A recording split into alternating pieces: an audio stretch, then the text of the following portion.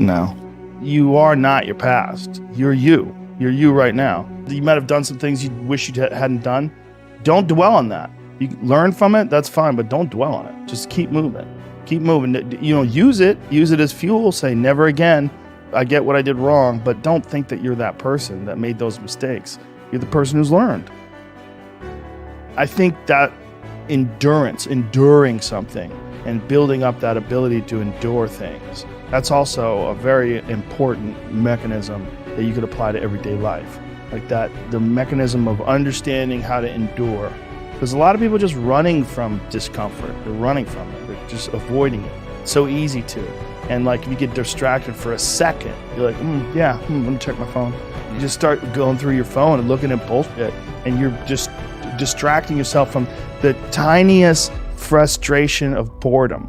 Just the little, we don't get bored anymore. Or if we get bored for these tiny amounts of time, and then you get distracted. So your distraction is eliminating your boredom. But the problem with that is like, there's certain thoughts that only come to you when you're thinking, when you don't have any input coming in.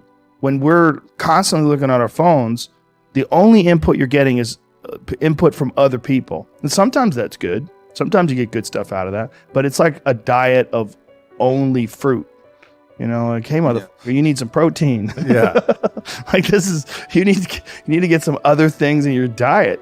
And I think having discomfort in your diet, like having it as a regular part of your life, it minimizes the amount of other kinds of bullshit. And I think that insanity and greatness are next door neighbors, and they borrow each other's sugar. There's something about mastery, like true mastery, that requires you to shut off massive areas of your life, personal areas, relationships, education. My education was a joke.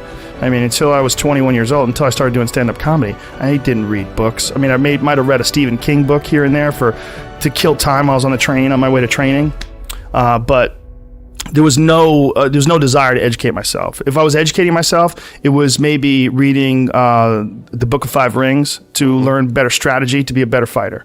That was all it was. Or was there ever a point where you said, I'm a little out of balance, I need to go the other way? Well, I realized I was a flawed person for sure. And I think in realizing that you're a flawed person. What helped you realize that? Just fucking up. Just being an idiot, realizing, girls would get mad at me, or maybe guys would get mad at me, whatever it was. I realized that I had flaws, I knew that I was, and then also failing at comedy. One of the hardest things to do is to go from being really great at something to sucking at something. And that's something that you suck at is now your path, and that's what I found myself in comedy. I could get laughs every now and then, but I knew I wasn't anything special. I knew I was terrible. And there was something exciting about being terrible because I had potential, because there was potential for growth. If you start doing it and you're great at it, like naturally, like maybe I wouldn't have had the motivation to do it as a living for 25 years like I've done.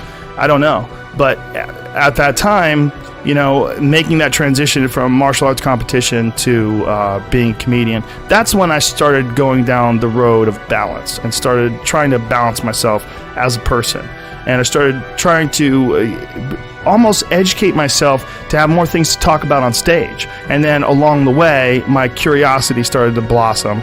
And then I started to just be interested in things for being interested in them. And as I got better as a comedian, I became less worried about what other people thought about me and more worried about just improving and keeping this sort of momentum going.